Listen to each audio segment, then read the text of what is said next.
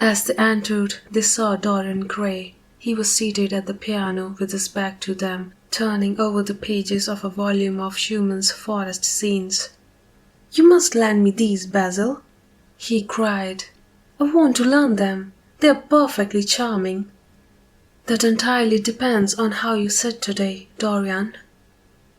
"Oh, I'm tired of sitting, and I don't want a life-sized portrait of myself," answered the lad, swinging round on the music stool in wilful, petulant manner.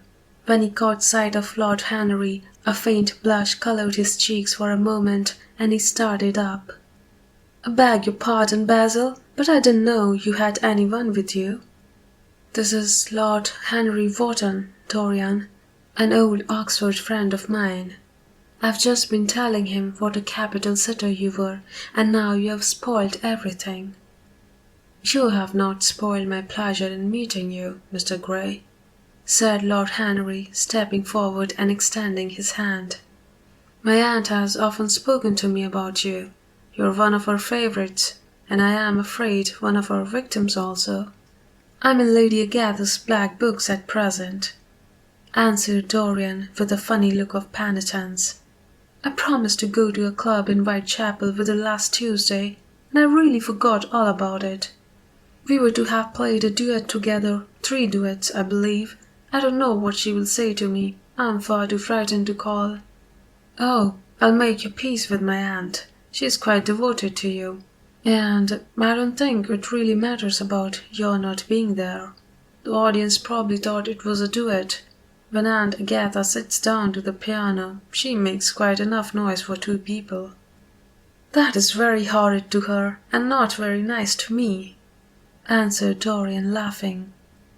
Lord Henry looked at him. Yes, he was certainly wonderfully handsome, with his finely curved scarlet lips, his frank blue eyes, his crisp gold hair. There was something in his face that made one trust him at once. All the candour of youth was there, as well as all youth's passionate purity. One felt that he had kept himself unspotted from the world. No wonder Basil Hallward worshipped him. "You're too charming to go in for philanthropy, Mr. Gray. Far too charming." And Lord Henry flung himself down on the divan and opened his cigarette case. The painter had been busy mixing his colours and getting his brushes ready. He was looking worried, and when he heard Lord Henry's last remark, he glanced at him, hesitated for a moment, and then said, "Harry, I want to finish this picture today. Would you think it awfully rude of me if I asked you to go away?" Lord Henry smiled and looked at Dorian Gray. "Am I to go, Mr. Gray?" he asked. "Oh, please don't, Lord Henry. I see that Basil is in one of his sulky moods, and I can bear him when he sulks. Besides, I want you to tell me why I should not go in for philanthropy." "I don't know that I shall tell you. It is so tedious a subject that one would have to talk seriously about it. But I certainly shall not run away now that you have asked me to stop. You don't really mind, Basil, do you? You have often told me that you liked your sitters to have someone to chat to." Hallward bit his lip. "If Dorian wishes it, of course you must stay. Dorian's whims are lost to everybody except himself." Lord Henry took up his hat and gloves. "You are very pressing, Basil, but I'm afraid I must go. I promised to meet a man at the Orleans. Goodbye, Mr. Gray. Come and see me some afternoon in Curzon Street. I'm nearly always at home at 5 o'clock. Write to me when you're coming. I should be sorry to miss you." "Basil," cried Dorian Gray, "if Lord Henry Wotton goes, I shall go too. You never open your lips while you are painting, and it is horribly dull standing on a platform and trying to look pleasant. Ask him to stay. Insist upon it." "Stay, Harry, to oblige Dorian, and to oblige me," said Hallward, gazing intently at his picture. "It is quite true, I never talk when I am working, and never listen either, and it must be dreadfully tedious for my unfortunate sitters. I beg you to stay." But what about my man at the Orleans? The painter laughed. I don't think there will be any difficulty about that. Sit down again, Harry. And now, Dorian, get up on that platform, and don't move about too much, or pay any attention to what Lord Henry says. He has a very bad influence over all his friends, with the single exception of myself. Dorian Gray stepped on the dais with the air of a young Greek martyr, and made a little moue of discontent to Lord Henry, to whom he had rather taken a fancy. He was so unlike Basil. They made a delightful contrast, and he had such a beautiful voice. After a few moments he said to him, "Have you really a very bad influence, Lord Henry? As bad as Basil says?" "There is no such thing as a good influence, Mr. Gray. All influence is immoral. Immoral from the scientific point of view." "Why?" "Because to influence a person is to give him one's own soul. He does not think his natural thoughts or burn with his natural passions. His virtues are not real to him. His sins, if there are such things as sins, are borrowed. He becomes an echo of someone else's music, an actor of a part that has not been written for him. The aim of life is self-development. To realize one's nature perfectly, that is what each of us is here for. People are afraid of themselves nowadays. They have forgotten the highest of all duties, the duty that one owes to oneself. Of course they are charitable, they feed the hungry and clothe the beggar, but their own souls starve and are naked. Courage has gone out of our race. Perhaps we never really had it. The terror of society, which is the basis of morals, the terror of God, which is the secret of religion, these are the two things that govern us. And yet, just turn your head a little more to the right, Dorian, like a good boy," said the painter, deep in his work and conscious only that a look had come into the lad's face that he had never seen there before. "And yet," continued Lord Henry in his low musical voice and with that graceful wave of the hand that was always so characteristic of him and that he had even in his Eton days, "I believe that if one man were to live out his life fully and completely, were to give form to every feeling, expression to every thought, reality to every dream, I believe that the world would gain such a fresh impulse of joy that we would forget all the maladies of medievalism and return to the Hellenic ideal, to something finer, richer than the Hellenic ideal, it may be. But the bravest man among us is afraid of himself. The mutilation of savage has its tragic survival in the self-denial that mars our lives. We are punished for our refusals. Every impulse that we strive to strangle broods in the mind and poisons us. The body sins once and has done with its sin, for action is a mode of purification. Nothing remains then but the recollection of a pleasure or the luxury of a regret. The only way to get rid of a temptation is to yield to it. Resist it, and your soul grows sick with longing for the things it has forbidden to itself, with desire for what its monstrous laws have made monstrous and unlawful. It has been said that the great events of the world take place in the brain. It is in the brain, and the brain only, that the great sins of the world take place also. You, Mr. Gray, you yourself, with your rose-red youth and your rose-white boyhood, you have had passions that have made you afraid, thoughts that have filled you with terror, daydreams and sleeping dreams whose mere memory might stain your cheek with shame. "Stop!" faltered Dorian Gray. "Stop! You bewilder me. I don't know what to say. There's some answer to you, but I cannot find it. Don't speak. Let me think, or rather let me try not to think."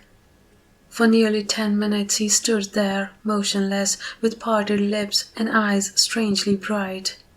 He was dimly conscious that entirely fresh influences were at work within him. Yet they seemed to him to have come really from himself. The few words that Basil's friend had said to him, words spoken by chance, no doubt, and with wilful paradox in them, had touched some secret chord that had never been touched before, but that he felt was now vibrating and throbbing to curious pulses. Music had stirred him like that. Music had troubled him many times, but music was not articulate. It was not a new world, but rather another chaos that it created in us. Words, mere words, how terrible they were, how clear and vivid and cruel. One could not escape from them, and yet what a subtle magic there was in them. They seemed to be able to give a plastic form to formless things, and to have a music of their own as sweet as that of viol or of lute. Mere words, was there anything so real as words? Yes, there had been things in his boyhood that he had not understood. He understood them now. Life suddenly became fiery-colored to him. It seemed to him that he had been walking in fire. Why had he not known it? With a subtle smile, Lord Henry watched him. He knew the precise psychological moment when to say nothing. He felt intensely interested.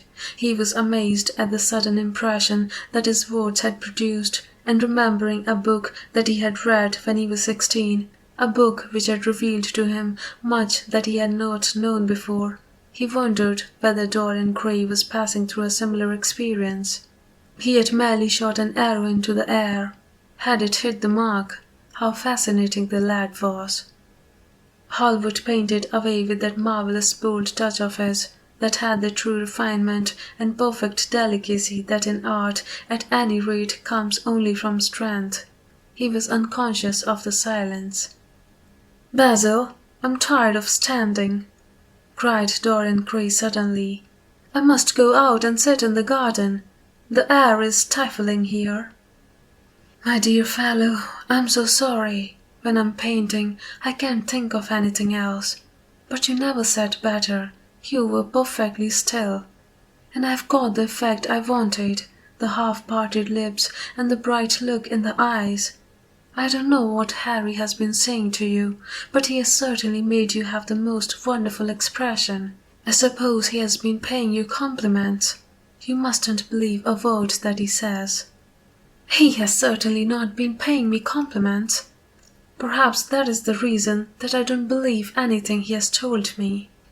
"You know you believe it all," said Lord Henry, looking at him with his dreamy, languorous eyes. "I will go out to the garden with you. It is horribly hot in the studio. Basil, let us have something iced to drink, something with strawberries in it." "Certainly, Harry. Just touch the bell, and when Parker comes, I will tell him what you want. I have got to work up this background, so I will join you later on. Don't keep Dorian too long.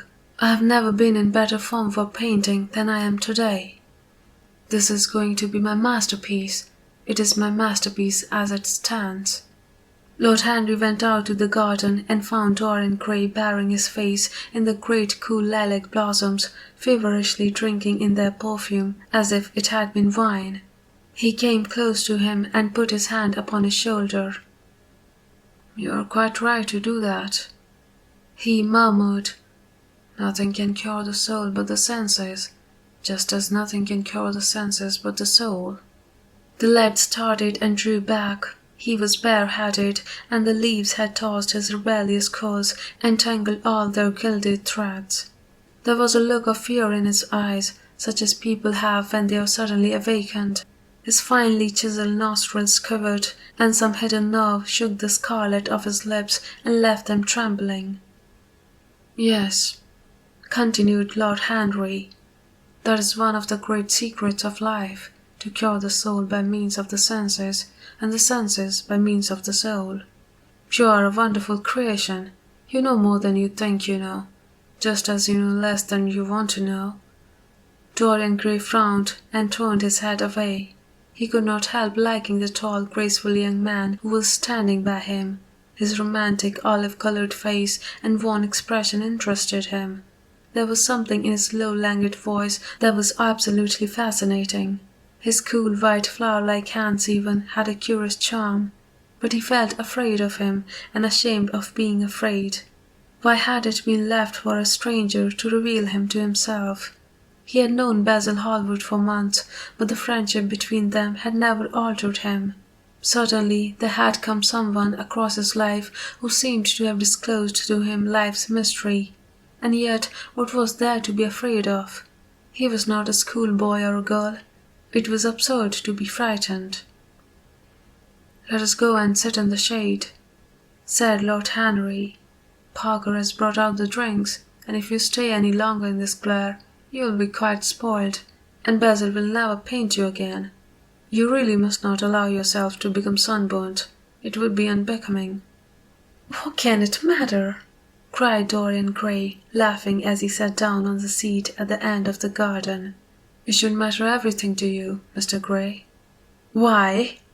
"Because you have the most marvelous youth, and youth is the one thing worth having."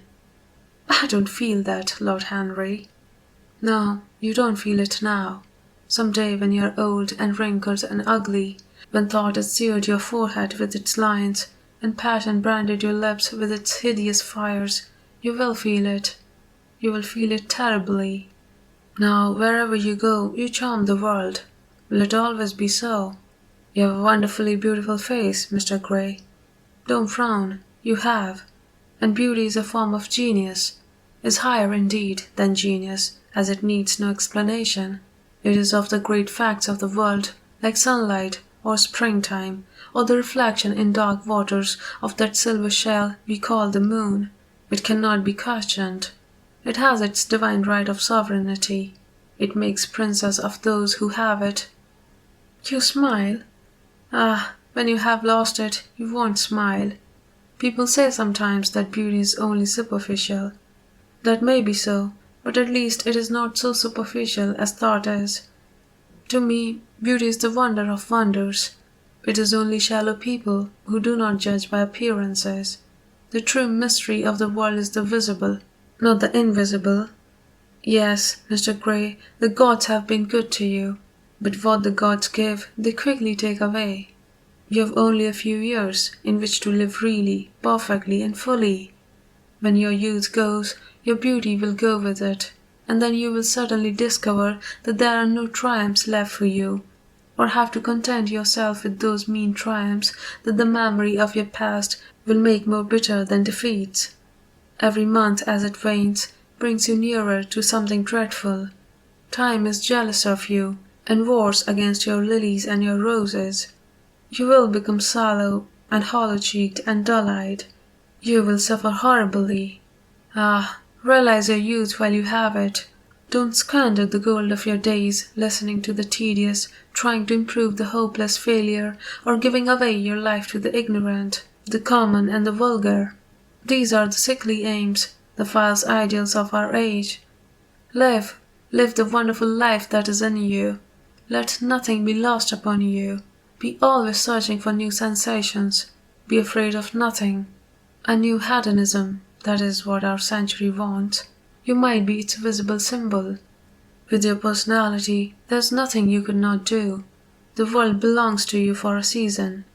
The moment I met you, I saw that you were there quite unconscious of what you really are, of what you really might be. There was so much in you that charmed me that I felt I must tell you something about yourself. I thought how tragic it would be if you were wasted, for there is such a little time that your youth will last, such a little time. The common hill flowers wither, but they blossom again. The laburnum will be as yellow next June as it is now. In a month there will be purple stars on the clematis, and year after year the green net of its leaves will hold its purple stars. But we never get back our youth.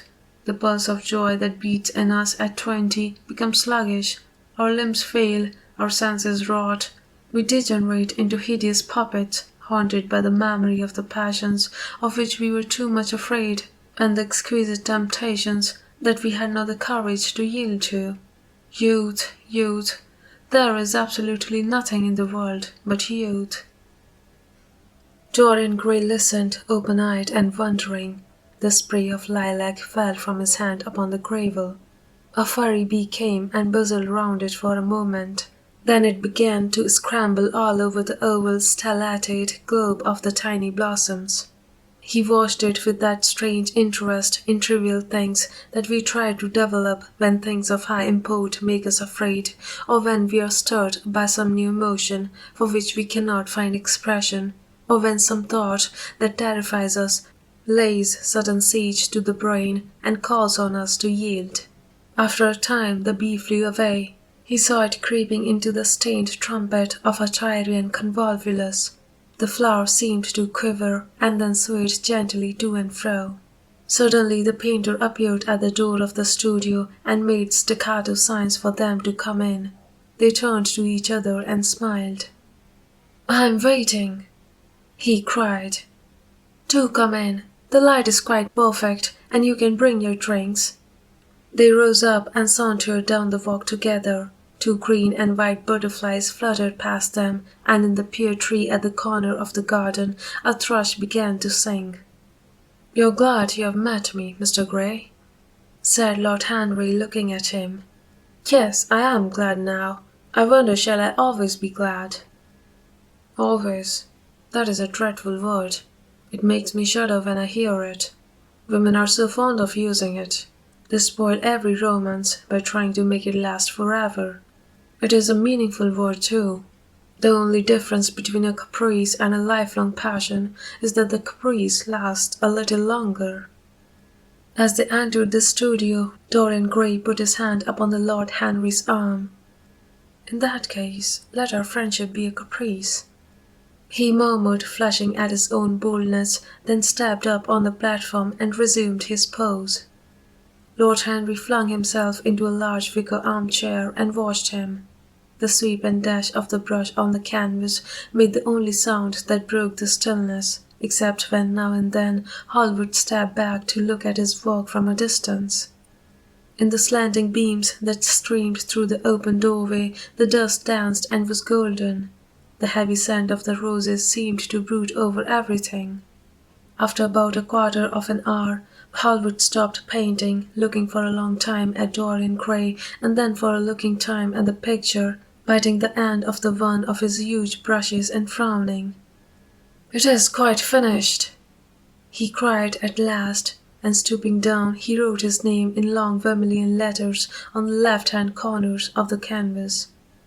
Lord Henry came over and examined the picture. It was certainly a wonderful work of art, and a wonderful likeness as well.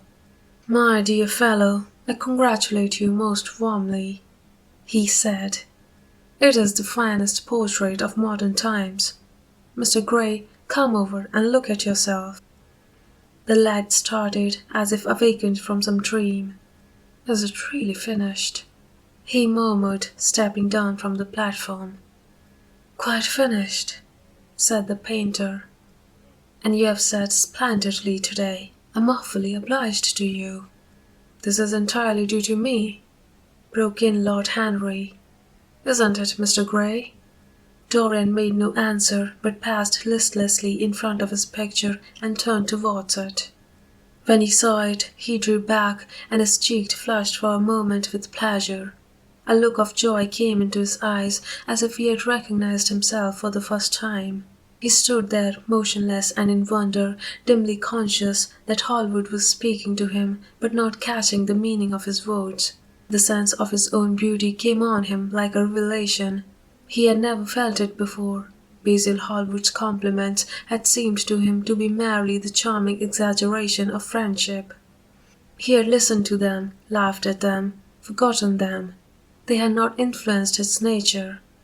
Then had come Lord Henry Wotton, with his strange panegyric on youth, his terrible warning of its brevity. That had restored him at the time, and now, as he stood gazing at the shadow of his own loveliness, the full reality of the description flashed across him. Yes, there would be a day when his face would be wrinkled and wizen, his eyes dim and colourless, the grace of his figure broken and deformed. The scarlet would pass away from his lips, and the gold steal from his hair. The life that was to make his soul would mar his body. He would become dreadful, hideous, and uncouth.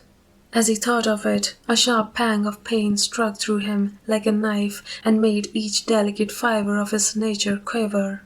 His eyes deepened into amethyst, and across them came a mist of tears. He felt as if a hand of ice had been laid upon his heart. "Don't you like it?"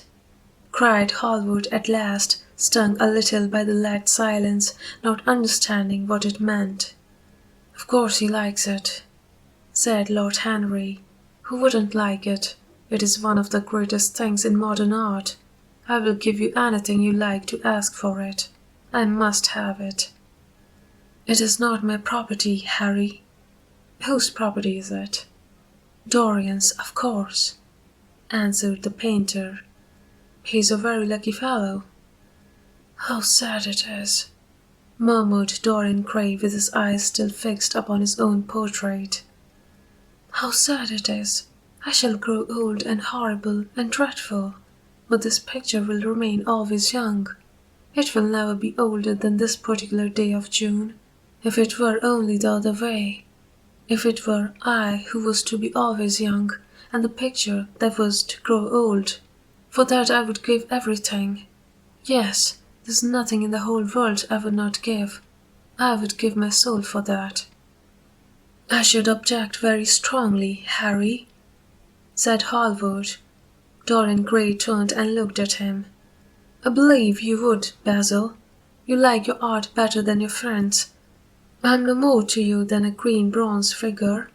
Hardly as much, I dare say." The painter stared in amazement. It was so unlike Dorian to speak like that. What had happened? He seemed quite angry, his face was flushed and his cheeks burning. "Yes," he continued, "I'm less to you than your ivory armies or your silver fawn. You will like them always. How long will you like me? Till I have my first wrinkle, I suppose. I know now that when one loses one's good looks, whatever they may be, one loses everything. Your picture had taught me that. Lord Henry Wotton is perfectly right. Youth is the only thing worth having. When I find that I'm growing old, I shall kill myself." Hallward turned pale and caught his hand. "Dorian," he cried, "don't talk like that. I have never had such a friend as you, and I shall never have such another. You are not jealous of material things, are you? You who are finer than any of them. I am jealous of everything whose beauty does not die. I am jealous of the portrait you have painted of me. Why should it keep what I must lose? Every moment that passes takes something from me and gives something to it. Oh, if it were only the other way! If the picture could change, and I could be always what I am now. Why did you paint it? It will mock me some day, mock me horribly." The hot tears welled into his eyes. He tore his hand away, and flinging himself on the divan, he buried his face in the cushions as though he was praying. "This is your doing, Harry," said the painter bitterly. Lord Henry shrugged his shoulders. "It is the real Dorian Gray, that is all." "It is not." "If it is not, what I have to do with it?" "You should have gone away when I asked you," he muttered. "I stayed when you asked me," was Lord Henry's answer. "Harry, I cannot quarrel with my two best friends at once, but between you both, you have made me hate the finest piece of work I have ever done, and I will destroy it. What is it but canvas and colour? I will not let it come across our three lives and mar them." Dorian Gray lifted his golden hat from the pillow, and with pallid face and tear-stained eyes looked at him as he walked over to the deal painting table that was set beneath the high-curtained window. What was he doing there? His fingers were straying about among the litter of tin tubes and dry brushes, seeking for something. Yes, it was for the long palette knife with its thin blade of light steel. He had found it at last. He was going to rip up the canvas. With a stifled sob, the lad leaped from the couch and rushing over to Hallward, tore the knife out of his hand and flung it to the end of the studio. "Don't, Basil, don't!" he cried. "It would be murder." "I'm glad you appreciate my work at last, Dorian," said the painter coldly when he had recovered from his surprise. I never thought you would. Appreciate it. I'm in love with it, Basil. It is part of myself. I feel that. Well, as soon as you are dry, you shall be varnished and framed and sent home. Then you can do what you like with yourself. And he walked across the room and rang the bell for tea. You will have tea, of course, Dorian. And so will you, Harry. Or do you object to such simple pleasures? I adore simple pleasures, said Lord Henry. They are the last refuge of the complex, but I don't like scenes except on the stage. What absurd fellows you are, both of you.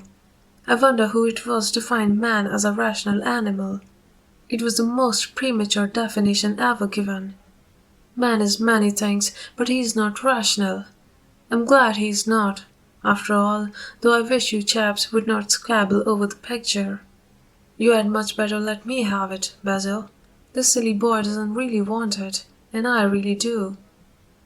If you let anyone have it but me, Basil, I shall never forgive you, cried Dorian Gray, and I don't allow people to call me a silly boy. You know the picture is yours, Dorian. I gave it to you before it existed. And you know you have been a little silly, Mr. Gray, and that you don't really object to being reminded that you are extremely young. I should have objected very strongly this morning, Lord Henry. Ah, this morning. You have lived since then. There came a knock at the door, and the butler entered with a laden tea tray and set it down upon a small Japanese table. There was a rattle of cups and saucers and the hissing of a fluted Georgian urn. 2 globe-shaped china dishes were brought in by a page. Dorian Gray went over and poured out the tea. The 2 men sauntered languidly to the table and examined what was under the covers. "Let us go to the theatre tonight," said Lord Henry. "There is sure to be something on, somewhere. I have promised to dine at White's, but it is only with an old friend, so I can send him a wire to say that I'm ill, or that I'm prevented from coming in consequence of a subsequent engagement. I think that would be a rather nice excuse. It would have all the surprise of candour."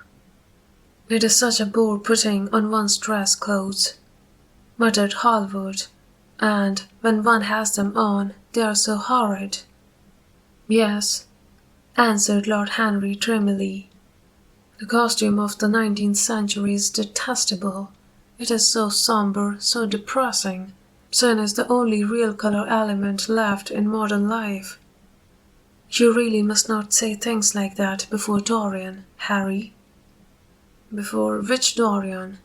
The one who is pouring out tea for us, or the one in the picture?" "Before either."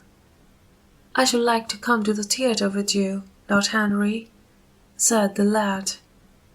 "Then you shall come, and you will come too, Basil, won't you?"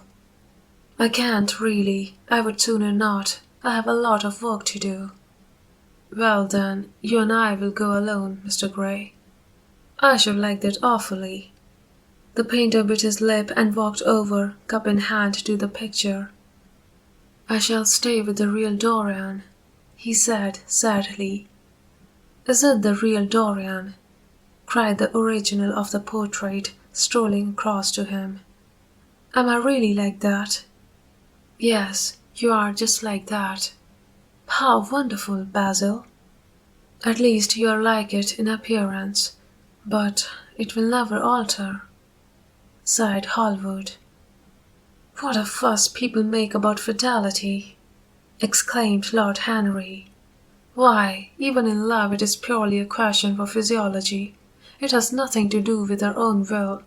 Young men want to be faithful and are not. Old men want to be faithless and cannot. That is all one can say." "Don't go to the theatre tonight, Dorian," said Hallward. "Stop and dine with me." "I can't, Basil." "Why?" "Because I have promised Lord Henry Wotton to go with him." "He won't like you the better for keeping your promises. He always breaks his own.